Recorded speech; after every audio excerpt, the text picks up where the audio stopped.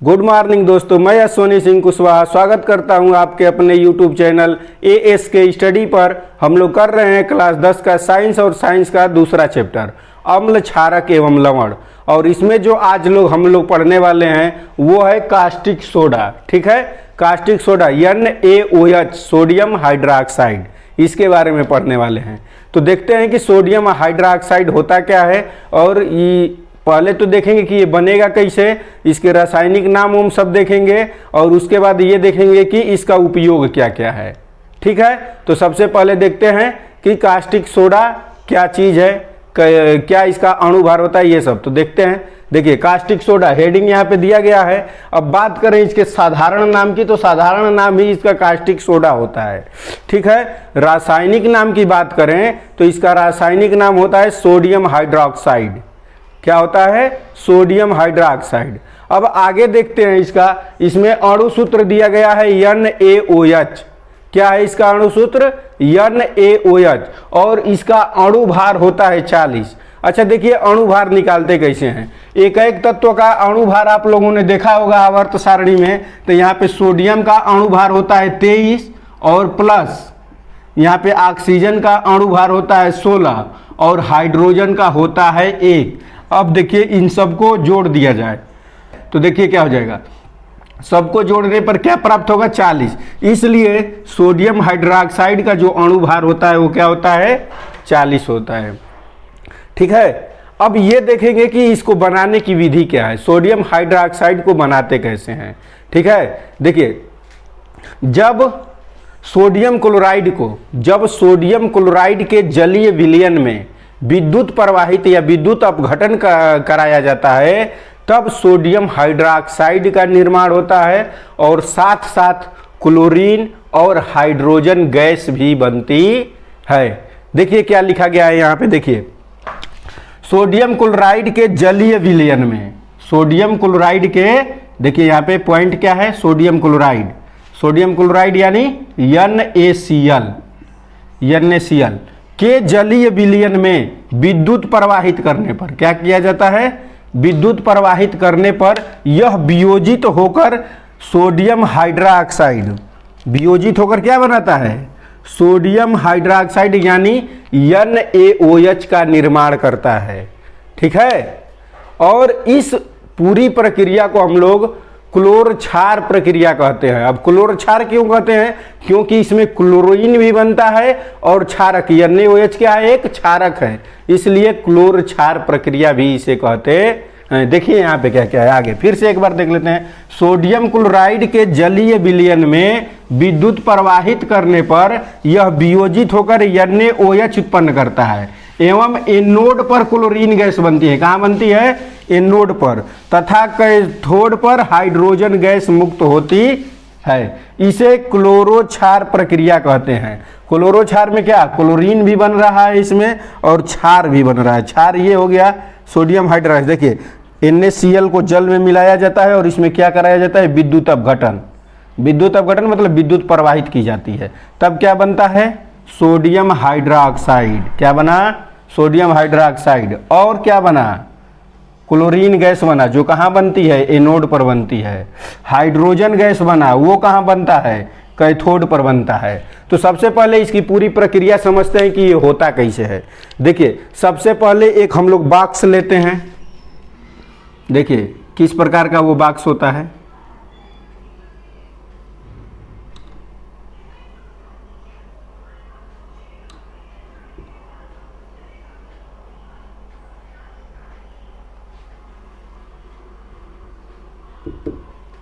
ठीक है, ये बॉक्स है, बीच में एक इसकी बाइंडिंग है, पतली सी झिल्ली है जिससे आर पार विलयन कर सकते हैं। ठीक है, और इसमें देखिए 2 प्लेटें लगी हुई हैं जो बैटरी से जुड़ी हुई हैं।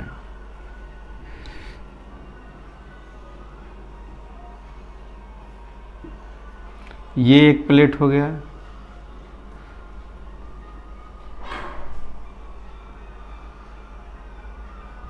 और ये इसका दूसरा प्लेट हो गया।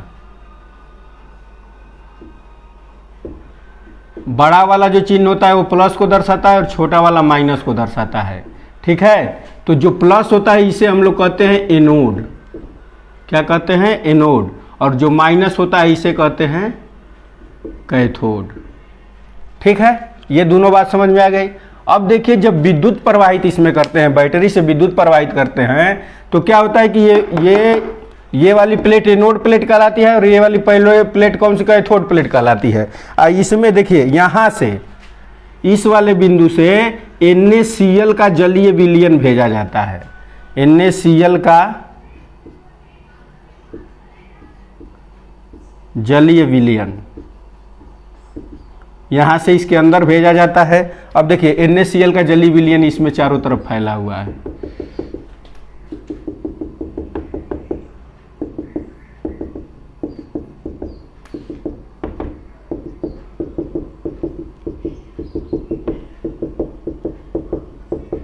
NaCl का जलीय विलयन इसमें भरा हुआ है इस तरह से।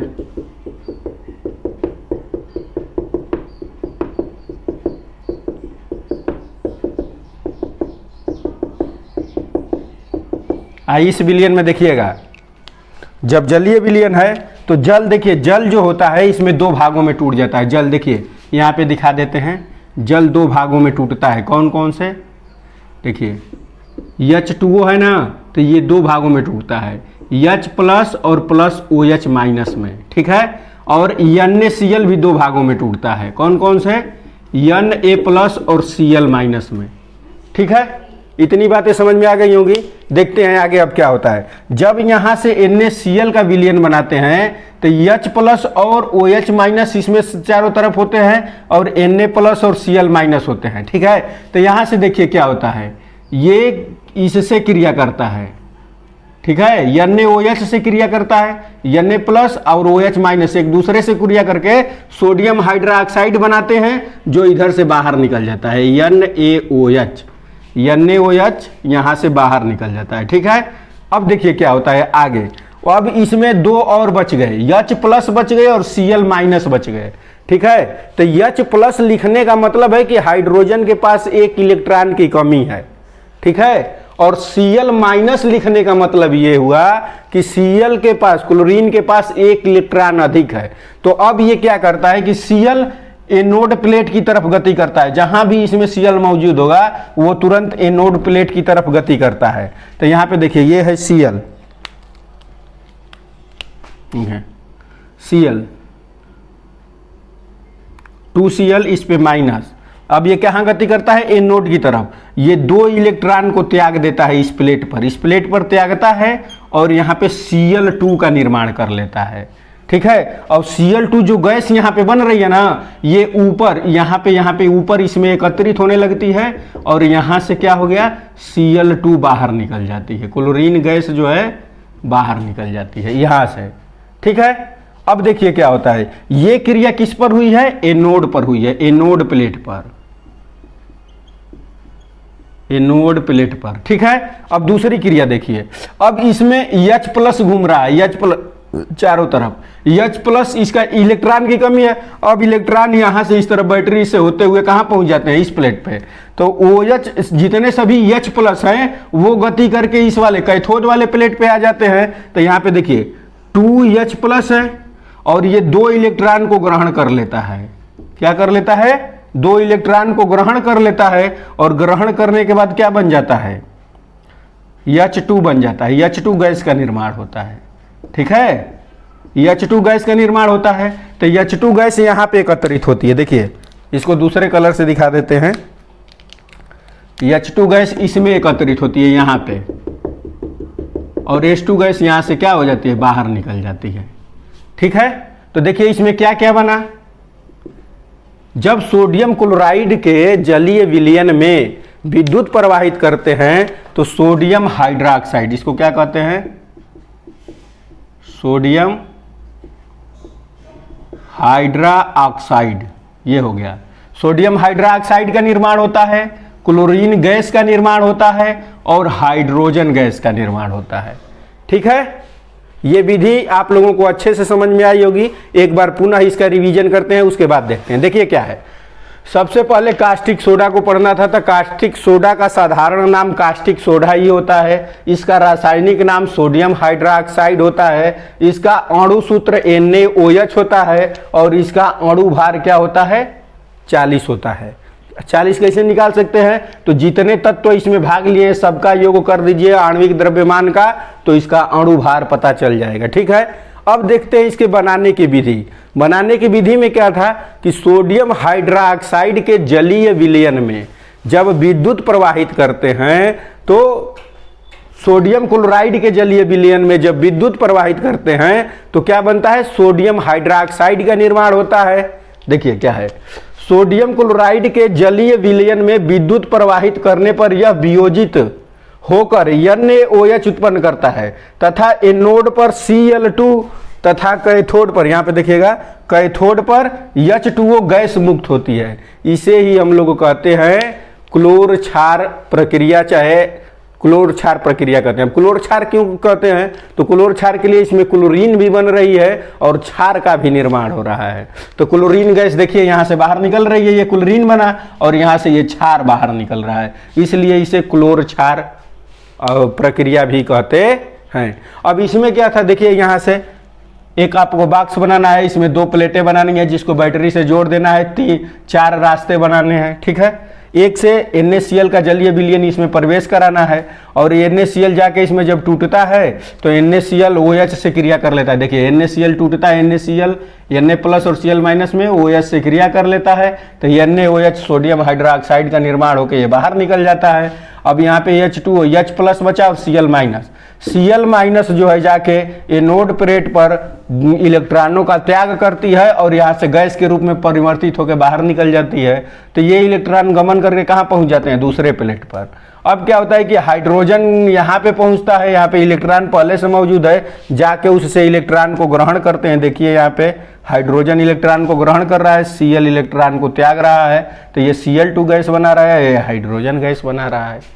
ठीक है, इतनी बातें हैं। अब इसका जो नेक्स्ट टॉपिक हम लोगों को पढ़ना है वो पढ़ना है कि क्लोरीन बनती है, तो इसका उपयोग कहाँ होता है, हाइड्रोजन गैस का कहाँ उपयोग होता है और सोडियम हाइड्रोक्साइड का कहाँ उपयोग होता है। तो इसके उपयोग को देखते हैं, चलिए आगे।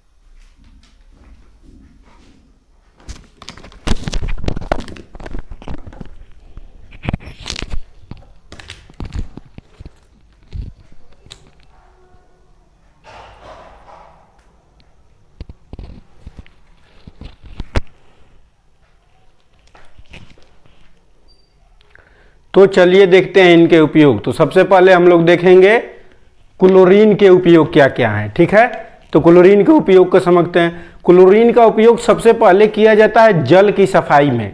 जल में अगर कीटाणु ऐसे ना हो गए हैं तो उनकी सफाई में क्या किया जाता है, इसको स्वच्छ करने के लिए, जल को स्वच्छ करने के लिए प्रयोग किया जाता है। किसका, क्लोरीन को। जल को स्वच्छ करने के लिए क्लोरीन का प्रयोग किया जाता है, इस बात को ध्यान दीजिएगा। अब आगे देखिए, इसका जो दूसरा पॉइंट है स्विमिंग पूल में भी जल की सफाई ही होती है।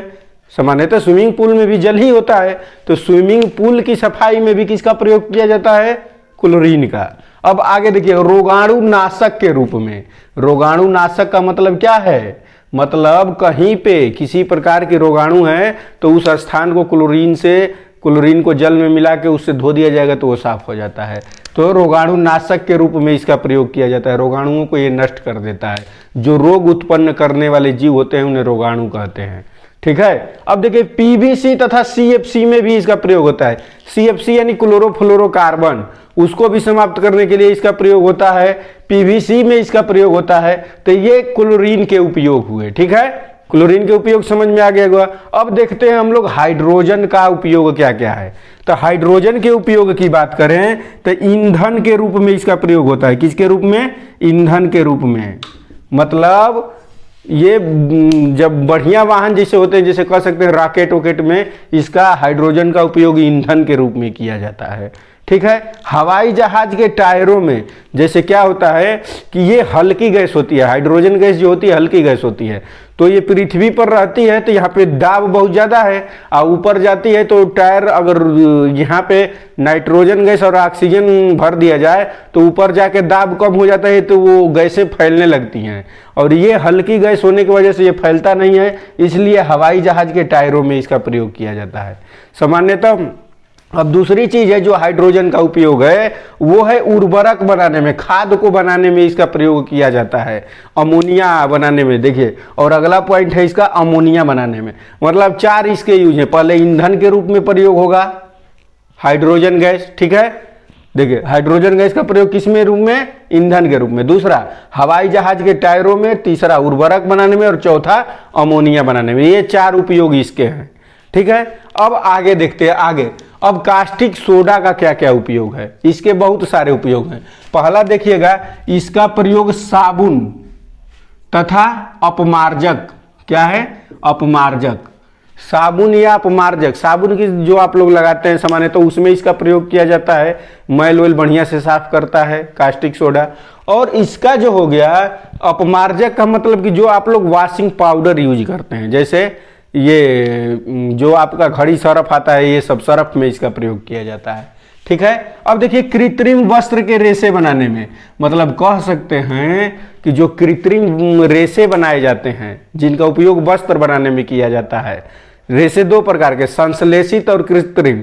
संश्लेषित जो होते हैं वो पौधों से प्राप्त होते हैं, और कृत्रिम जो है इस तरह बनाए जाते हैं, तो उनमें इसका प्रयोग होता है कास्टिक सोडा का, ठीक है। अगला पॉइंट देखते हैं, बॉक्साइड के अयस्क के शुद्धिकरण में। बॉक्साइड माने एल्यूमिनियम। एल्यूमिनियम का जो अयस्क होता है, जो पृथ्वी से खोद के अंदर से निकाला जाता है एल्यूमिनियम, उसके शुद्धिकरण में इसका उपयोग होता है कास्टिक सोडा का, ठीक है। आगे देखते हैं, तेल के शोधन में, मतलब जमीन से, पृथ्वी के अंदर से जो खनिज पदार्थ निकाले जाते हैं उसमें पेट्रोलियम जो निकाला जाता है, तो पेट्रोलियम के शुद्धि में, तेलों के शोधन में कास्टिक सोडा का उपयोग होता है, ठीक है।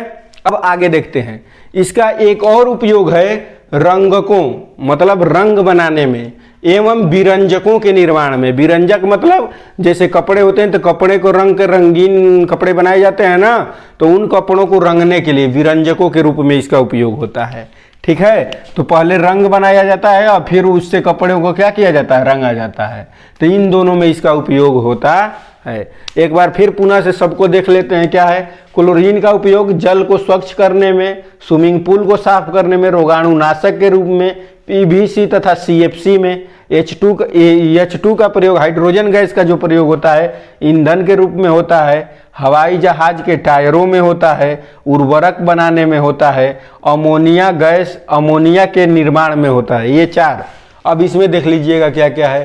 कास्टिक सोडा का उपयोग, इसका उपयोग साबुन, अपमार्जक बनाने में, कृत्रिम रेशे बनाने में, बॉक्साइड के अयस्क में, अयस्क के शुद्धिकरण में इसका प्रयोग किया जाता है, तेल के शोधन में प्रयोग किया जाता है, और रंग एवं विरंजकों के निर्माण में किया जाता है। तो ये रहे इसके उपयोग। अब जो अगला टॉपिक हम लोग पढ़ने वाले हैं नेक्स्ट वीडियो में, विरंजक चूर्ण पढ़ेंगे, और ये वीडियो नंबर 9 आएगा। आज वीडियो नंबर 8 अभी चल रहा है, और अगला वीडियो जो आएगा वो वीडियो नंबर 9, उसमें हम लोग पढ़ेंगे विरंजक चूर्ण। विरंजक चूर्ण का साधारण नाम क्या है, रासायनिक नाम क्या है, अणुभार, अणुसूत्र, इसके बनाने की विधि, इसके भौतिक तथा रासायनिक गुण क्या क्या हैं, और इसके उपयोग क्या हैं, अगला वीडियो में ये। तो वीडियो अच्छा लगे तो ज़रूर लाइक करें, चैनल को सब्सक्राइब करें और शेयर करें। तब मिलते हैं नेक्स्ट वीडियो में। धन्यवाद।